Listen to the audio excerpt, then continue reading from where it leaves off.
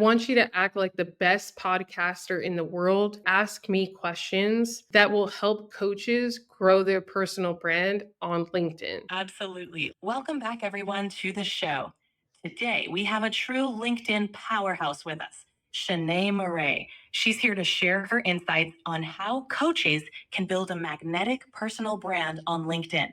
Shanee, you made quite a name for yourself on LinkedIn, amassing 1 million followers. For coaches wanting to build their personal brand, what's the first step they should take to gain traction? The first step is to really think long term. You don't need to do all the things, especially in the beginning of your journey. You may start with one video a day. Then that could turn to one video a day and a weekly newsletter. Then maybe you add a couple of live video events a month. Then you have a free training or an ebook or some type of asset to grow your email list. Then from there, you can scale across multiple channels or platforms. And I just think that when individual coaches start building their personal brand, they look at somebody like Tony Robbins or Amy Porterfield or even somebody like myself, and they're like, I want to do all of the things that she's doing.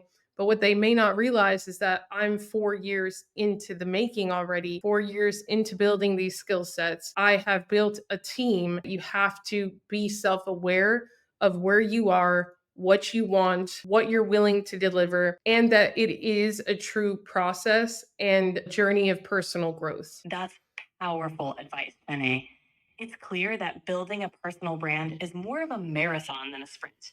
Speaking of long term growth, how do you suggest coaches balance providing value with promoting their services on LinkedIn? The more you focus on helping people, everything else follows from there. And being aware what your audience not only needs from you, but wants from you specifically, because sometimes what the market wants from you or demands from you may be not necessarily the thing that you wanted to sell or the thing that you wanted to focus on today. But to fight the market is not that great of an idea. Focus on helping people. The better you get at that, the more effortless sales will become because your demand will just continue to grow and grow. And sales and business and profitability is really just a game of supply and demand. The more demand you have, the more you can increase your prices, the more that you can sell scalable products, the more that you can do in your business. Great points. It's all about creating value and listening to your audience. Now, for coaches who are just starting and might feel overwhelmed, what's one key strategy they can implement to start building a strong presence on LinkedIn? I would say share one video a day. And even if you do not have any clients, you can talk about what you did that day or document your journey along the way. And for someone that's starting, that may look like, hey, I just left my corporate position. I'm starting my life coaching business. And these are my goals for the next 90 days. And this is what I'm going to do to get there. And this is who I think I'll be able to help. Maybe the next day you go to an in person networking event in your community and you hand out 50 cards and send 30 emails. Maybe you do a video about that.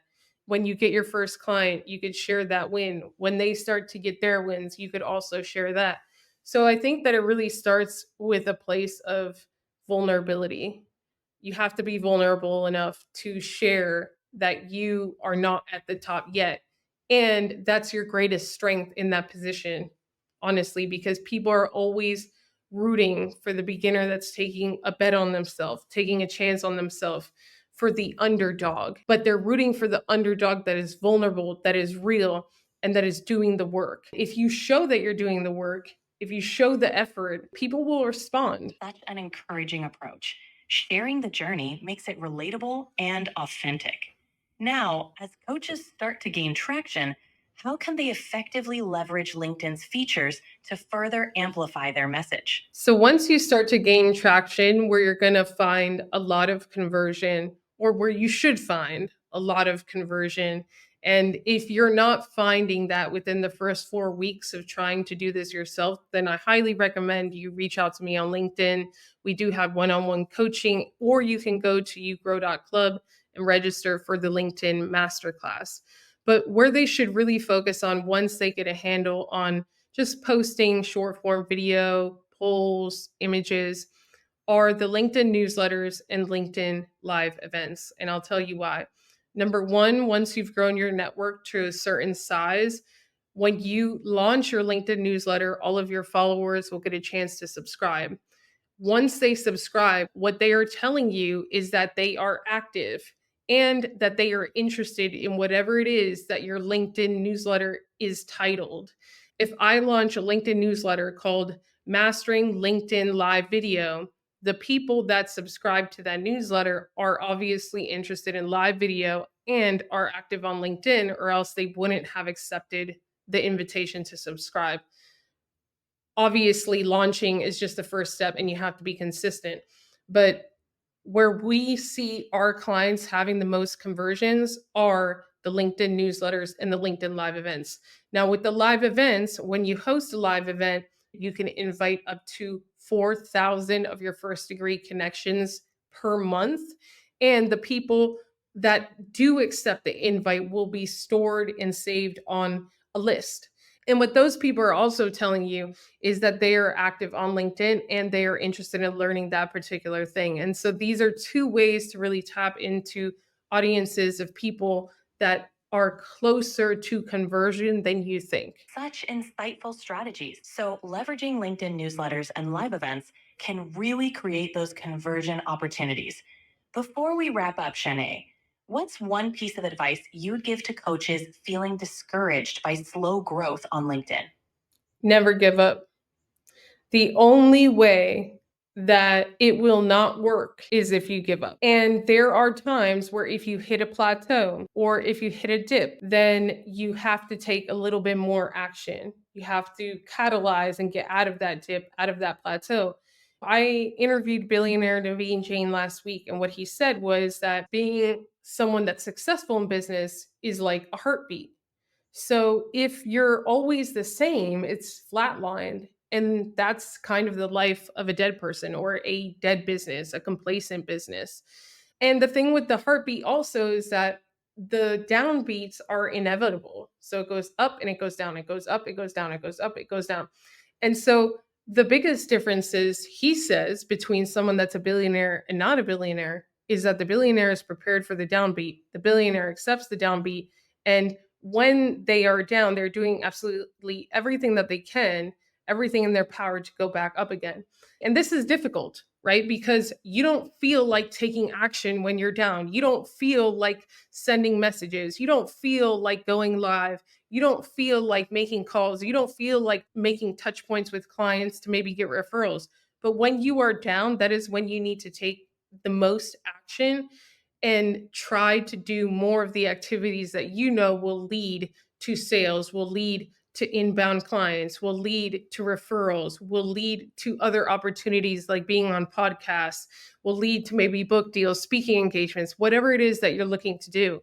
But if you are down, try to do more of the actions that you know work and try to do a number that it will be almost illogical for you not to succeed. So if you have had months, for example, where you go live 10 times a month and you make, let's say, $10,000 when you go live 10 times a month, do 10 videos and send 10 emails or newsletters, it would be illogical for you to fail in that scenario if you went live 20 times a month, sent 20 emails or newsletters, and contacted 20 clients. So you're doubling the activity, keeping the quality, and putting yourself in the best possible scenario to succeed.